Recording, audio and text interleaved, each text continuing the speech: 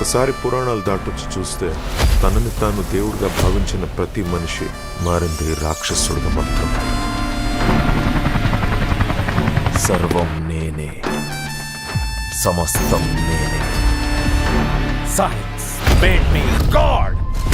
అలా రాక్షసుడు పుట్టుకొచ్చిన ప్రతిసారి ఆ దేవుడు పంపేది